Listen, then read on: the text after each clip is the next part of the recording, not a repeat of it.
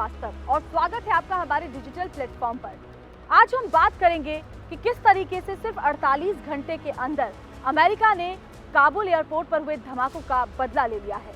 जी हाँ, 26 अगस्त को जब काबुल धमाकों से दहल उठा, जब एक के बाद एक 3 धमाकों में अब तक करीब 170 लोग अपनी जान गंवा चुके हैं और जबकि 100 से ज्यादा लोग अभी भी अस्पताल में जिंदगी के लिए जंग लड़ रहे हैं, उसके 48 घंटे के अंदर अमेरिका ने एक एयर स्ट्राइक किया है ISIS के आतंकियों के ठिकाने पर। आपको याद होगा जैसे ही काबुल में ये धमाका हुआ जिसमें कि बड़ी संख्या में जानों का नुकसान हुआ और 13 अमेरिकी मरीन कमांडो ने भी अपनी जान गंवाई। इसके अलावा कई ब्रिटिश नागरिकों के भी मारे जाने की खबर है। उसके बाद पूरे विश्व में गुस्सा भर गया, पूरा विश्व आक्रोशित हो चुका जिस तरह के हालात अफगानिस्तान में बने हुए हैं और ISIS ने इस हमले की जिम्मेदारी अपने ऊपर ली थी। उसके बाद ही अमेरिकी राष्ट्रपति जो बाइडेन ने अपने संबोधन में कहा था कि हम जल्दी इसका बदला लेंगे और हम चुन चुनकर उन आतंकियों को मारेंगे जिन्होंने इस हमले को अंजाम दिया है। और देखिए 48 घंटे के अंदर ही उन आतंकियों के गढ़ को एयर स्ट्राइक के जरिए निशाना बनाया गया है। तो जिस जगह को टारगेट किया गया नांगरहार, ये पाकिस्तान से सटा हुआ सीमाई इलाका है जिसको टारगेट करके यहाँ पर एयर स्ट्राइक ड्रोन के जरिए की गई। अमेरिकी सैनिकों ने इस एयर स्ट्राइक को अंजाम दिया और खासतौर पर टारगेट किया उन आतंकियों को जो काबुल धमाके में शामिल थे। और दावा ये भी किया जा रहा है कि जो मास्टरमाइंड था, जो सरगना था काबुल धमाके का, जिसने की पूरी प्लानिंग की थी,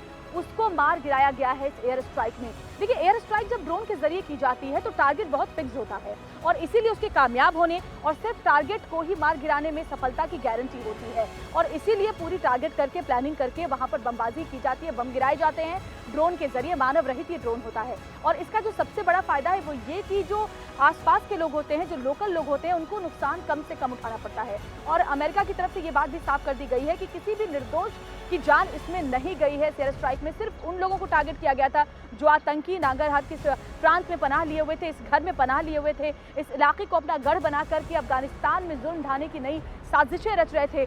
सिर्फ उन्हें टारगेट किया गया है और उन्हें ही मार गिराया गया है। हालांकि अभी तक आधिकारिक जो आंकड़ा है कि कितने आतंकवादी उसमें मार गिराए गए हैं वो जारी नहीं हुआ अमेरिका की तरफ से।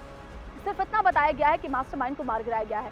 तो जैसे ही वो आंकड़ा भी जारी हो जाएगा कि कितने आतंकवादी इसमें मारे गए हैं, तब तस्वीर और ज़्यादा साफ हो जाएगी और भी ज़्यादा पता चल पाएगा। लेकिन इतना ज़रूर है कि इससे आतंकवादियों को ये कड़ा संदेश ज़रूर मिला है कि फिर चाहे आप कहीं भी छुपे हुए हों, आपको मार गिराया जाएगा। अगर आप इस तरह से विस्फोट को अंजाम देते हैं, निर्दोषों की जान लेते हैं, तो कार्रवाई आपको भी झेलनी पड़ेगी। और साथ ही अमेरिका पर भी जो सवाल उठ रहे थे उसका जवाब भी अमेरिका की तरफ से दे दिया गया है कि भले ही अभी हम रेस्क्यू में लगे हुए हैं, लेकिन आतंकियों को चुन चुनकर हमारा मारने का काम जारी रहेगा। और इस विस्फोट के बाद भी जो विस्फोट किया गया काबुल एयरपोर्ट पर, रेस्क्यू मिशन जो है अमेरिका का वो अभी भी चल रहा है। अभी भी हजारों की तादाद में लोगों के निकाले जाने का काम जारी है और 31 अगस्त तक निकाले जाते रहेंगे लोग। ये बात अमेरिका की तरफ से साफ कर दी गई है। लेकिन सिर्फ 48 घंटे के अंदर जिस तरीके से अमेरिका ने इस बदले को अंजाम दिया है वो एक बड़ा संदेश है आतंकवादियों के लिए।